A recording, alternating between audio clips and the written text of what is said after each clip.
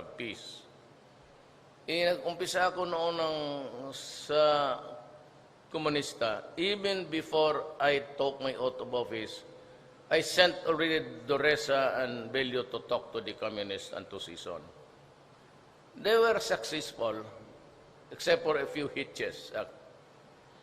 The hitch was, everything was going smooth until nagalit ako kasi itong mga komunista continue to use landmine.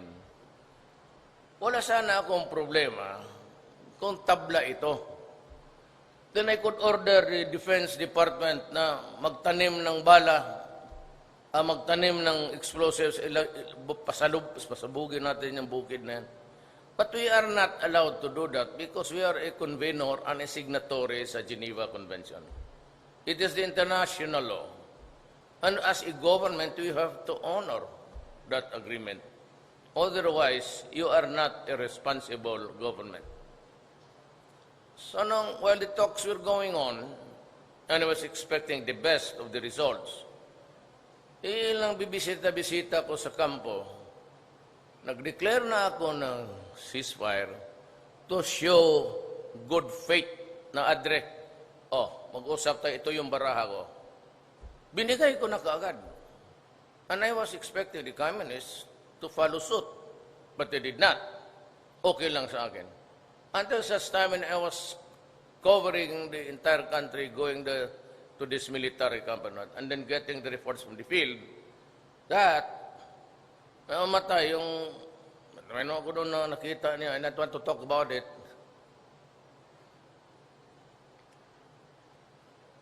Wala naman pa, karinorte yung mata. So, tanong ako, bakit ganito? Kaya sa landmine. Kaya pag-uwi ko sa Davao, the day after, or about 2 days after, when I talked to the people there inside, nakaburol yung 1, 2, 3 na sundalo, sabi ko sa mga komunista, I've lifted the order, and if I hear isang putok lang na landmine na matay ang sundalo, goodbye ang peace talks.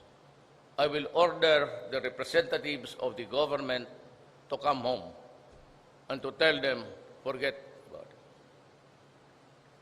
Alam mo, they could not even hang on to one barangay in the entire country. May namamatay sa atin. That natural yan eh. There's a conflict, there's a war. But itong mga komunista, masyadong high-handed kung ano. Kaya ako napunde. Kasi ayaw nga mag-declare kaagad ng ceasefire. When I lifted the ceasefire, sabi pa kaagad nila, sana mag-ceasefire kami kagabi. Pati ako. Ang PMT. Bubulahin mo ako ng ganun. Kaya nung nag-landmine, I said, long thereafter, sabi ko, isang putok na landmine. Wala na. So, agira tayo. We have been at war with them for 45 years. There are a generation of them na lumaki na lang, namatay na, hindi na makabalik. Kasi magpapakita sila sa pangmatsamingan sila, di mapatay rin sila. So para sa akin, kayo, we are not at the losing end. I have so many soldiers to provide you if you want. What? May casualties kami, but we take care of our casualties. Kayo, hindi na kayo nanalo ng election. In Davao City, kung hindi sila sa ticket ko, then left would never have won any seat. In the national, wala ni isa.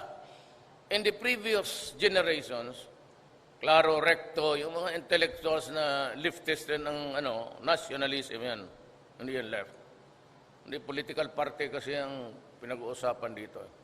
They won because they were bright. And the Filipinos, maybe, thought that we need bright people in Congress. Kaya sila, hindi makawa. Wala naman silang may taxation, sila pa nga, actually, it's extortion now. They thrive in Mindanao. You know why? Because the pinakamalaking nila, taxation na yun. They survive sa extortion money. So yan ang problema. Nandun yung banana plantations because of the climate. There's no typhoon. The mining industry is thriving even if almost all of them have violated the law. Kaya nagwawala si Gina Lopez sa secretary ng DNR. Nandoon lahat eh. Porsintuhan lang yan. Pati yung mga gold mines yan, ang bayaran dito rin sa Maynila. Transfer of money lang yan. Hindi naman nagkukolekta yung mga tax collector doon. Ano ka lang, ito, bayad mo. Some tax collector or the extortionist will go to them, tapos yun, bayad. So yan ang istorya natin yan. Tayo, ito namang sa Moro, MIMN, just a little bit of history. Long before the Spaniards came, long before they landed in Leyte, ang Mindanao was already Islam. Nauna through Malaysia, from the Central Mindanao, Central Asia. Afghanistan, Pakistan, travel all the way to Bailan, to Malaysia. Then, Indonesia, umakyat dito. Long before Magellan landed. So when they, kawawa naman yung ating mga minuno, because they were not armed with gunpowder and cannons, and for the first time, they were scared of Tumputok, they surrendered. Except Lapu-Lapu, of course. He killed Magellan. Ngayon, ang hindi naintindihan kasi ng tao na baka this is just a rebellion of sorts in Mindanao. Actually, they're trying to raise the issue of sinong may-ari. And of course, it's not may-ari, but who was the first one to be there with what religion. And so because fundamentally, ang dala ng mga Espanyol, Roman Catholic, ayun, hanggang ngayon, from the Spaniards to the Americans and to us. Pero kita, sabi natin na we understand the plight of the Moro. We would like to address the problem. And we would also want just to share with you ang Mindanao. Huwag na ninyong paalisin ang Kristiyanos because you would need a miracle there. But tayong nandyan sa gobyerno, we try to reach out for peace. And fortunately for everybody, tayong lahat, Murad seems to be on talking terms. Japar agrees. And maybe in a few days, I'd go to Holo. If I cannot talk to Miswari because he has a warrant of his arrest, then maybe his representative, just to send the message across. Para malaman ko ang dimension. So yan ang purpose natin sa gobyerno. We want peace. Soldiers and all, including the President. But we would not allow abuse sa ating mga tao. NPA, they kept on collecting taxes. Ano ba talagang appeal ng NPA sa bukid? Believe yung mga tao doon sa prinsipyo ni Karl Marx? Do they understand Karl Marx? Talaga bang alam nilang sila Trotsky, the history of communism?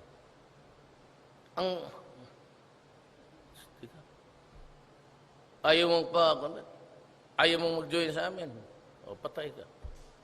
There's nothing intellectual there except by the brute of the bullet. Kaya tayo naman, I understand. So, pero hindi yan pwede na, maganoon sila. Ito, sige, kami, bukas ka. Sino ka? Hindi ako magpapayag ganun because I have the burden of representing the Republic of the Philippines. I would not allow people to, kung kami-kami lang magkaibigan, okay siguro, medyo suplado. But not in public before the people of the Philippines. Di ako sang-ayon ng ganun.